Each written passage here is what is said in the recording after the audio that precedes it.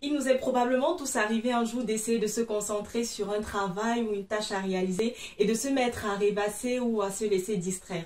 L'incapacité à se concentrer constitue de nos jours un réel problème qui affecte la majeure partie d'entre nous, aussi bien des enfants que des adultes. Rassurez-vous, si vous en faites partie, il n'y a pas de quoi s'inquiéter, car il existe aujourd'hui de nombreuses solutions qui permettent de résoudre ce problème. D'où l'objet de cette vidéo. Aujourd'hui, je partagerai avec vous 3 conseils qui vous permettront de booster votre concentration et d'améliorer votre productivité. On se retrouve après le générique.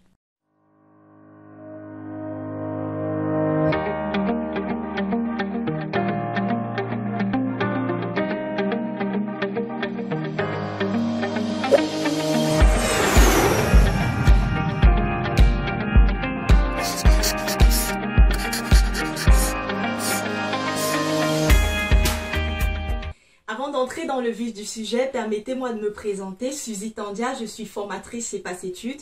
Passetude, c'est une plateforme spécialisée dans les domaines académiques et professionnels. Nous offrons des formations sur des thématiques variées en lien avec l'informatique, la gestion de projet, le génie civil, le management par la qualité, la médecine et bien d'autres sujets. Nous accompagnons également dans la mobilité et l'insertion en France.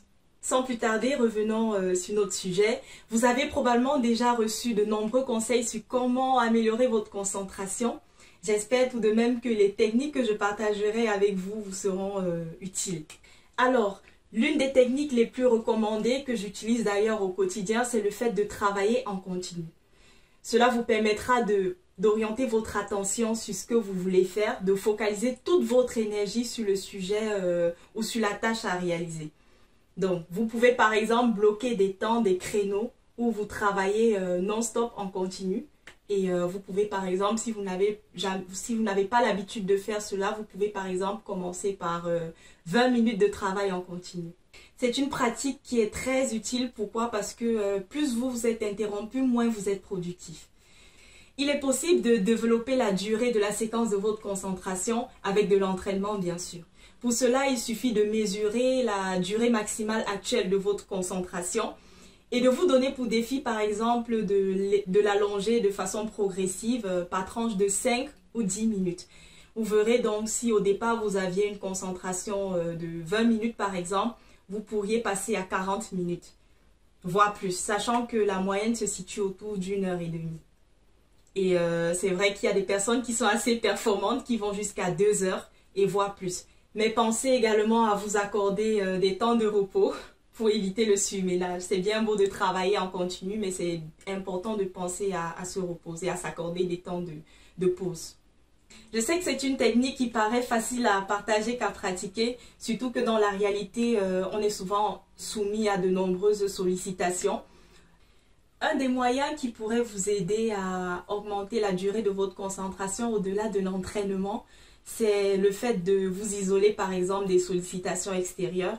C'est le fait aussi de vous éloigner de toute forme de distraction. Je sais que c'est pas facile, mais une des bonnes pratiques qui dépend de vous, par exemple, c'est le fait d'éloigner votre téléphone, de le mettre de côté, de l'éteindre carrément. Oui, c'est possible. Vous me direz probablement, mais ça ne va pas m'empêcher de le rallumer. Vous avez sans doute raison. Il y a cette question qui se pose, mais comment arriver à résister à la distraction? Car aujourd'hui, c'est l'un des plus gros challenges, surtout avec le monde qui devient de plus en plus numérique. D'où mon deuxième conseil qui est se donner un objectif concret, représenter de façon claire l'objectif à atteindre. En définissant un objectif, cela vous permettra de donner du sens à vos actions, de donner du sens à vos décisions, de donner du sens à vos engagements.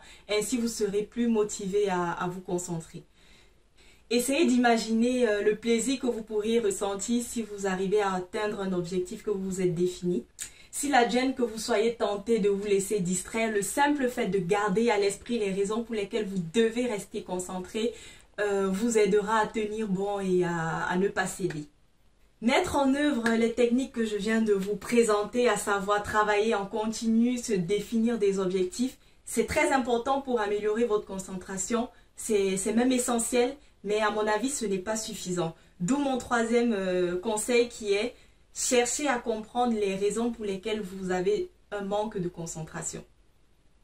Cherchez à comprendre les raisons pour lesquelles vous avez souvent un manque de concentration, c'est très important. Vous pouvez par exemple prendre un temps de réflexion et essayer d'examiner toutes les situations durant lesquelles vous avez souvent eu du mal à vous concentrer suffisamment. Vous conviendrez avec moi que les origines de manque de concentration sont assez diverses.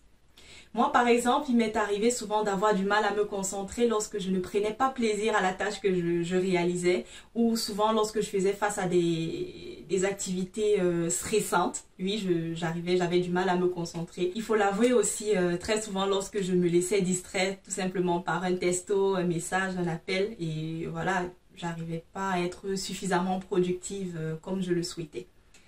Je sais que ça peut paraître théorique comme approche, mais je vais essayer de prendre un exemple pour vous aider à mieux comprendre ce conseil. Imaginons qu'aussitôt revenu d'un long voyage, par exemple vous avez fait 12 heures de vol ou 12 heures dans un train et vous arrivez chez vous, vous allumez votre ordinateur, vous décidez de rédiger un rapport. Et vous constatez simplement que vous avez du mal à vous concentrer, vous vous isolez de toute sollicitation extérieure, vous éloignez même de vous toutes les différentes sources de distraction. Vous arrivez même à éteindre votre téléphone. Mais malgré cela, vous n'arrivez toujours pas à vous concentrer. La solution serait tout simplement de vous accorder un sommeil de qualité, tout simplement parce que à ce moment-là, vous êtes fatigué, donc vous avez besoin de repos. J'espère qu'à travers cet exemple, vous avez compris l'intérêt de chercher à comprendre les origines d'un manque de concentration avant d'appliquer les différentes techniques qui peuvent exister. Nous sommes à la fin de cette vidéo. Si vous avez écouté la vidéo sans vous laisser interrompre une seule seconde de façon continue, alors là, bravo. Je vous tire un coup de chapeau, vous avez un excellent niveau de concentration. Si vous avez aimé la vidéo, n'hésitez pas à liker, à partager et aussi à vous abonner sur notre chaîne YouTube et à activer la cloche de notification si ce n'est pas encore le cas pour recevoir les prochaines vidéos. Et n'hésitez pas également à nous laisser des commentaires. Certainement, vous avez d'autres techniques que vous mettez en place chez vous. Je vous dis merci et à bientôt.